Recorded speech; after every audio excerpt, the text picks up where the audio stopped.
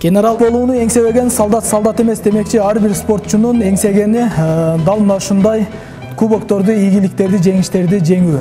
Ал эми бүгүнкү биздин каарманыбыз Талант Арзиев агабыздагы бул кубокторду эбегейсиз эмгегинин натыйжасында багындырган.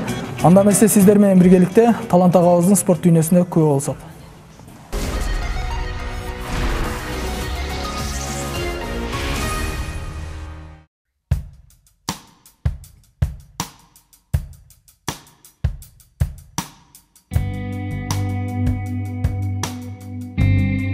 Арзиев Талантбек 1975-жылы Кыргыз Республикасынын Ош облусуна караштуу Төлөйкөн айылында Жөнөкөй дыйкандын үй бүлөсүндө жарык дүйнөгө келген. Ошол кездеги 50 жылдык орто мектебинде 8 класска чейин окуп, 10-11 классты Уркуя Салиева атындагы лицейин бүтүргөн. Каарманыбыз кичине кезинен агаларынын артынан спортко ыктап, бокс менен алек болууга өткөн. Лицейди аяктаары менен борборубуз Бишкек шаарындагы Дене тарбия институтуна тапшырган. Дене тарбия институтунда окуган кезде көптөгөн ийгиликтерди жаратып, өлкө намысын коргоо менен биргеликте Кыргыз Республикасынын чемпиондугун багындырды. Жогорку билимди алган соң агаларынын жолун жолдоп, бала чагы өткөн Ош шаарында болочок чемпиондорду машыктырууда. Үй бүлөдө 6 бир туугандын эң кичүүсү, учурда 4 кыздын атасы.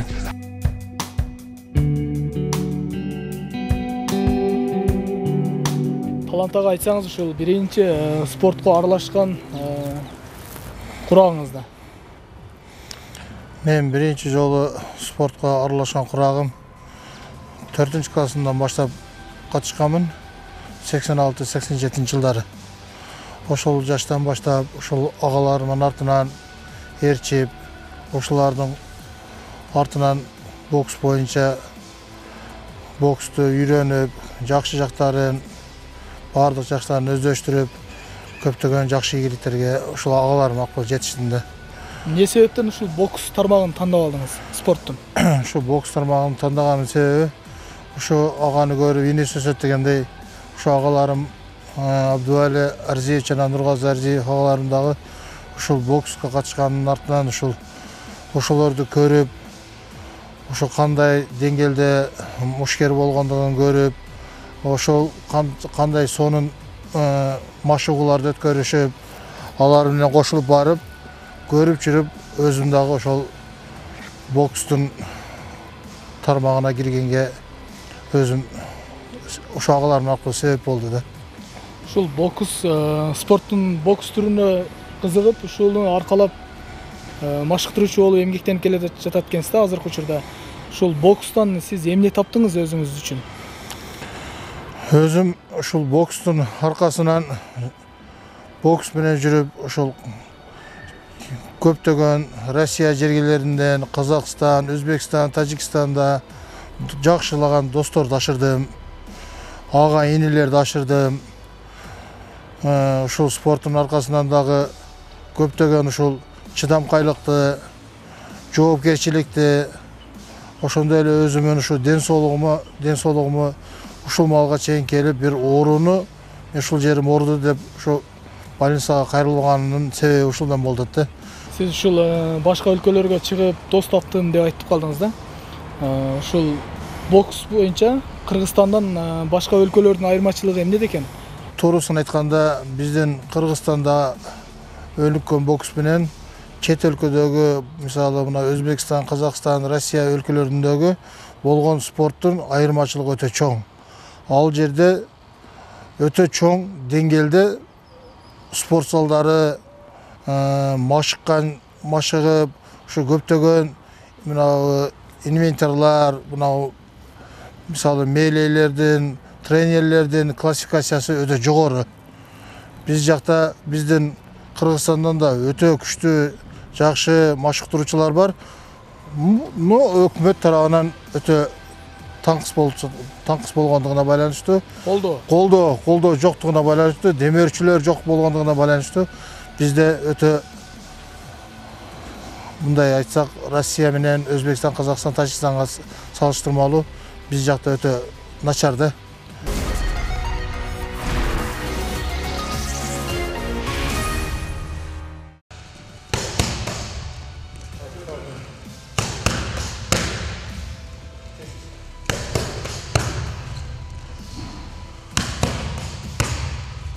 Өзүм айта кетсем, ушул кичине мен ошол 9 классымда кандидат мастер спорт толтурганмын.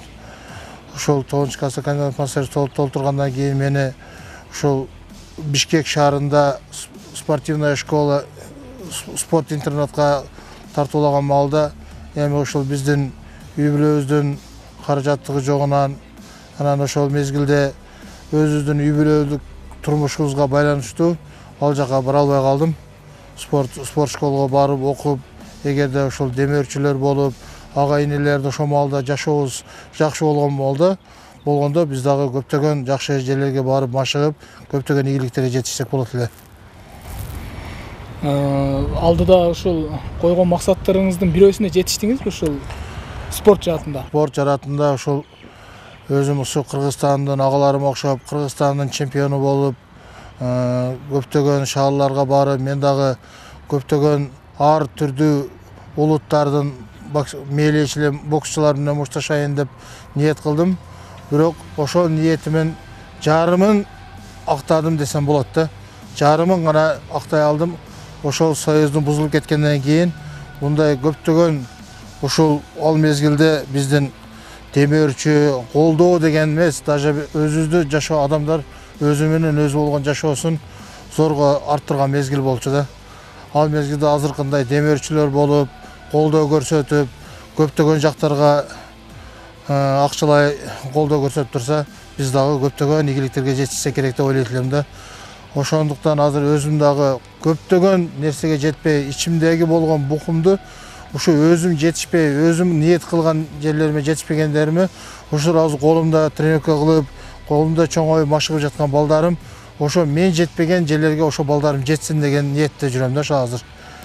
Ушу Азиянын чемпиондору, Олимпиаданын чемпиондору, дүйнөнүн чемпиондору болсун деп жакшы ниеттер менен ушул азыр көптөгөн агайларым менен үлгү алып, көп жагынан үйрөнүп жатам да азыр ушу мезгилдерде.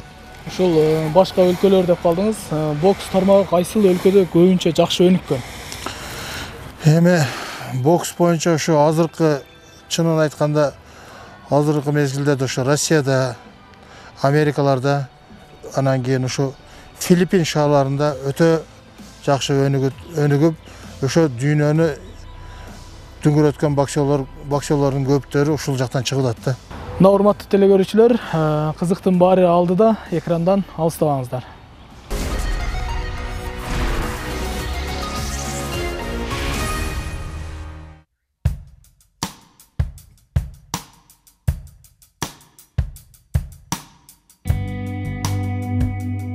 Чыгаан спортчу болуу үчүн албетте машыктыруучунун жардамы эбегейсиз. Биздин агай окуучулар үчүн болгон күч аракетин жумшайт. Ошондуктан агайдын эмгектерин биз текке кетирбей, мелдештерде агайыбызды уят кылбоо үчүн аракеттенебиз. Эгерде машыгуу убактысынан кеч калып, эрежелерди бузган болсок, тизмеден чыгарып түрдүү чараларды көргөн учурлар болот. Анткени агай өзү чемпион болгондуктан бизди да чемпиондукка жетсин деген үмүттө тартипти катуу кармап, машыгууну үзгүлтүккө учуратпоону талап кылат. Эң негизгиси окуучуларына кылган мамилеси баарына бирдей. Өзүнүн баласы сыяктуу мамиле жасайт дейт окуучусу Кыял Келдибай уулу.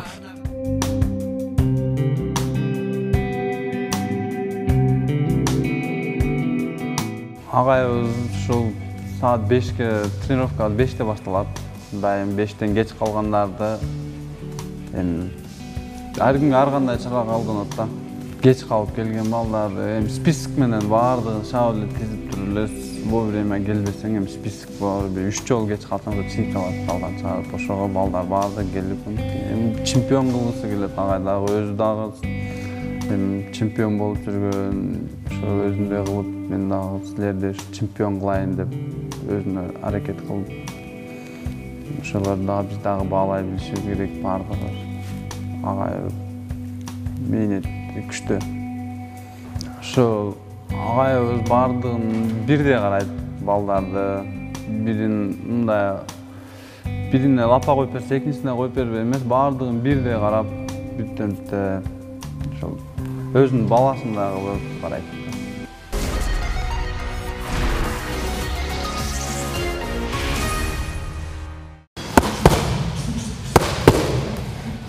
Мына урматтуу телекөрүүчүлөр, биз азыр ушул талант агабыздын машыктырган жана машыккан залында турабыз.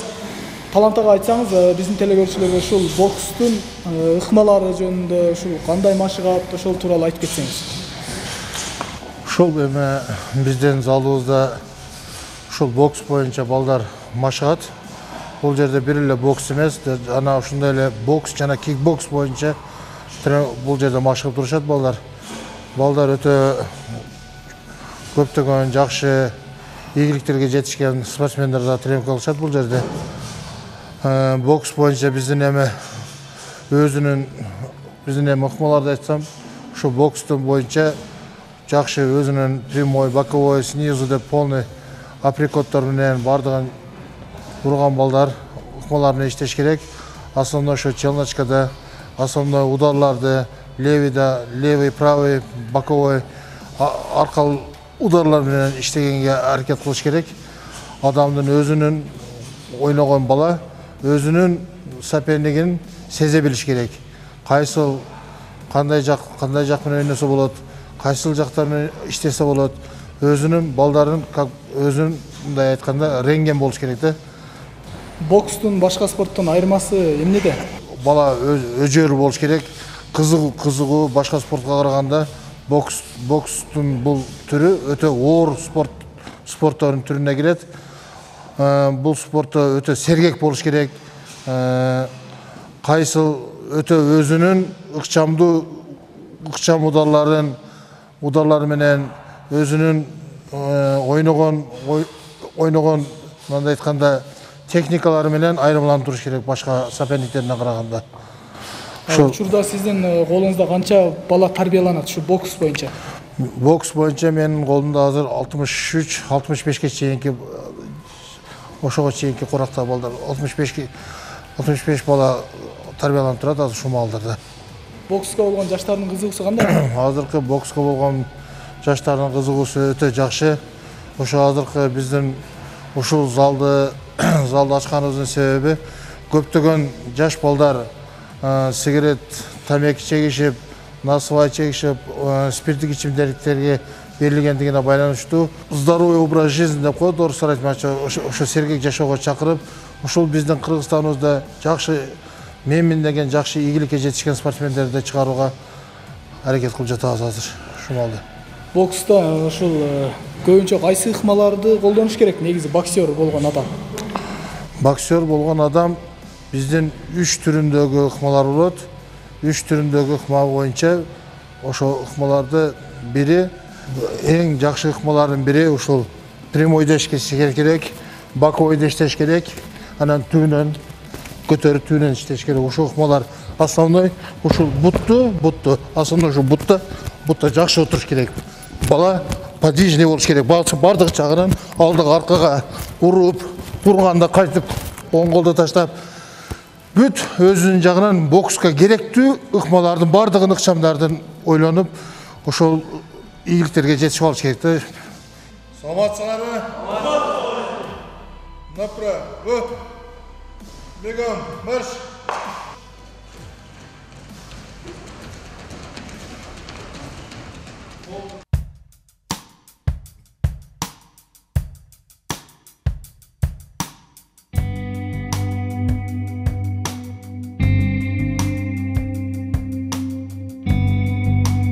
Бешиктеги баланын бек болоорун ким билсин демекчи Махмудали бала кезинен спортко шыктуу келип, жогорку окуу жайга тапшыргандан тарта Талант мырзага шакирт болуп көптөгөн ийгиликтерге жетишкен. Албетте спортчу кандай гана жеңиштерди багындырбасын, машыктыруучунун салымы зор болоору бештен белгилүү. Мыкты машыктыруучунун өзгөчөлүгү окуучусун спорт жаатында гана эмес, таалим тарбиясына да чогуу көңүл бөлүүсү.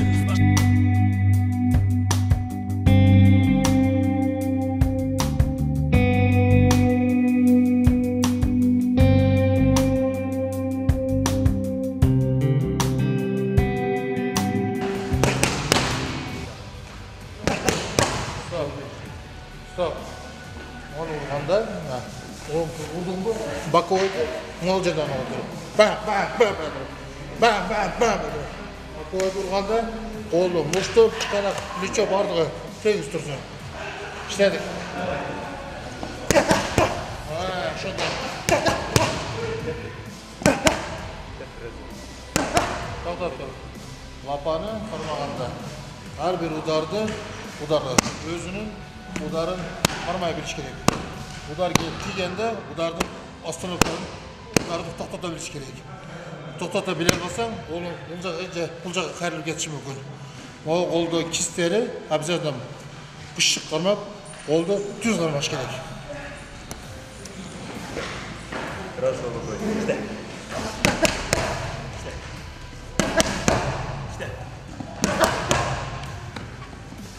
İşledik, работаем, работаем. Негизинен өзүм жаш убагымдан бери эле спортко кызыгам. Спорттун бокс түрүнө окуп жүргөндөн бери эле кызыгам.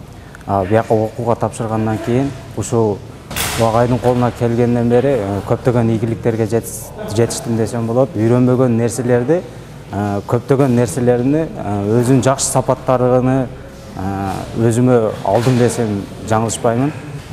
Буга чейин көптөгөн мелдештерге катышып келгем. Азыр кече жакында эле 14 март, 17 мартка чейин болгон бокс универсиада 2017 сынакта биринчи орунду ээледим. 64 салмакта, килограмм салмакта. Буга чейин жетишкендиги, ийгиликтерге жетишкендигим агайдын салымы зор. Мындан кийин да ийгиликтериме агайым себепкер болот деп ишенем. Ошо мен Талант агай тууралуу айтып кетсем, мен 1 жыл мурун укамды ушул залга алып келгем. Буга чейин бул жерге келгенге чейин мен укам обычный эле бала болчу. Ал укам иним мемеге кызыккандыктан спортко мен ушул жерге алып келгем.